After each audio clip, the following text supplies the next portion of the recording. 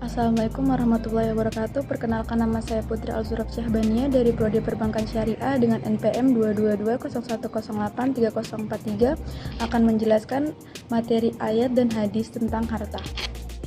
Materi pertama yaitu muqaddimah. Harta merupakan sesuatu yang sangat dibutuhkan manusia dalam mengarungi kehidupannya di dunia ini. Oleh karena itu, harta sering disebut dengan wasi'ah al-hayat atau sarana kehidupan manusia. Selain itu, dalam menggunakan harta pun seringkali manusia melanggar ketentuan-ketentuan hukum agama yang telah memberikan rambu-rambu dalam penggunaan harta. Akibatnya, harta yang seharusnya berfungsi sebagai sarana kehidupan untuk semakin mendekati diri kepada Allah justru semakin menjauhkan dirinya dari Yang Maha Kuasa. Selanjutnya yaitu definisi harta. Secara bahasa, harta dalam bahasa Arab disebut dengan al-mal, yang berarti condong dan berpaling dari satu posisi ke posisi lain. Dan secara istilah, ada perbedaan definisi harta atau mal menurut Jumhur dan Hanafiyah. Menurut Hanafiyah, segala sesuatu yang naluri manusia cenderung padanya dan dapat disimpan sampai batas waktu yang diperlukan, baik yang berupa harta bergerak maupun tidak bergerak. Menurut Hanafiyah, manfaat tidak termasuk harta.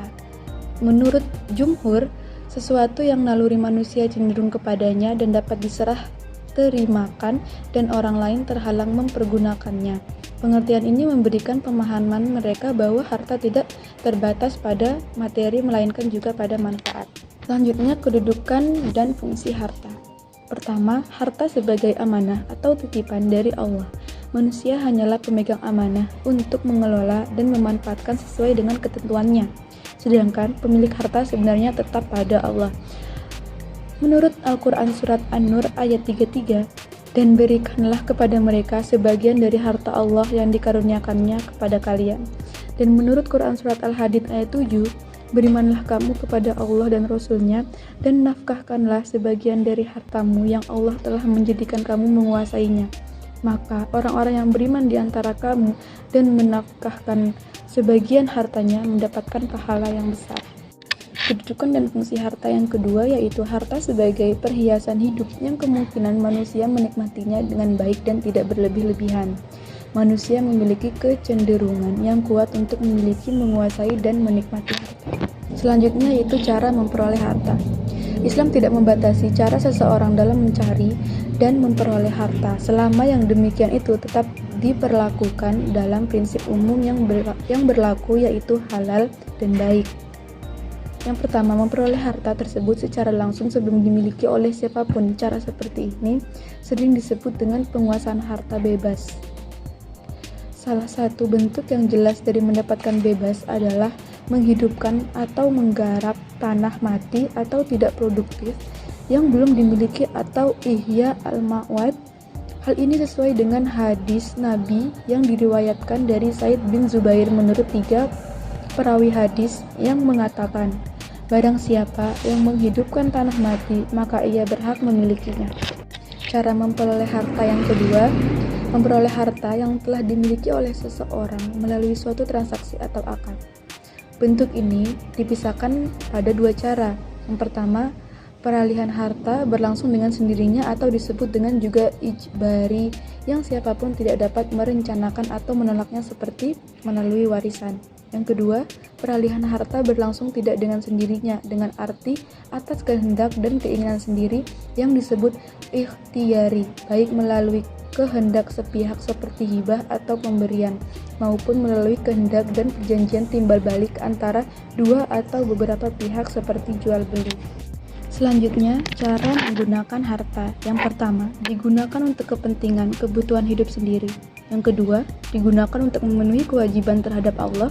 Dan yang ketiga, dimanfaatkan bagi kepentingan sosial. Selanjutnya, cara menggunakan harta. Selain anjuran penggunaan harta, Islam juga menetapkan larangan dalam menggunakan harta. Antara lain yang pertama, israf, yaitu berlebihan dalam memanfaatkan harta meskipun untuk kebutuhan hidup sendiri.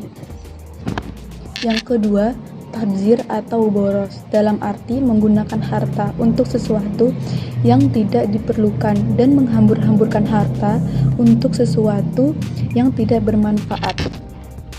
Yang ketiga, ihtikar, yang berarti penimbunan secara spekulatif dalam bentuk membeli barang sewaktu harga masih stabil, kemudian menimbunnya di tempat tertentu sehingga terjadi kelangkaan, kemudian menjualnya lagi dengan harga yang lebih tinggi. Yang keempat, iddikhar, yaitu menumpuk barang untuk kepentingan sendiri dan untuk dimakan sendiri sewaktu orang lain telah mengalami kelangkaan makanan. Selanjutnya, petunjuk hadis tentang harta. Yang pertama, harta itu hanya 3 jenis, yaitu makanan yang dimakan, pakaian yang dipakai, hingga lusuh dan apa yang disedekahkan. Yang kedua, berlomba-lomba menumpuk harta adalah sebab kehancuran orang-orang sebelum Islam. Yang ketiga, melihat ke bawah dalam masalah harta. Yang keempat, harta bekal menuju akhirat. Selanjutnya, pembagian harta dan akibat hukumnya. Pertama, dilihat dari segi kebolehan pemanfaatannya menurut syara. Harta dibagi menjadi 2, yaitu mal dan muttaqawim dan ghair muttaqawim. Yang dimaksud dengan muttaqawim adalah sesuatu yang boleh dimanfaatkan menurut syara. Sedangkan ghair muttaqawim adalah sesuatu yang tidak boleh dimanfaatkan menurut ketentuan syara, seperti babi dan khamr. Kedua, harta dilihat dari jenisnya. Terbagi menjadi harta bergerak, mal gharu ukar, dan harta tidak bergerak, mal ukar. Yang ketiga, dilihat dari pemanfaatannya. Harta dibedakan menjadi mal ismali dan mal ishiklaki. Yang keempat, dilihat dari segi ada atau tidak adanya harta sejenis di pasaran. Yang kelima atau yang terakhir, dilihat dari pemiliknya, maka dibagi menjadi mal'ul khas dan mal'ul am.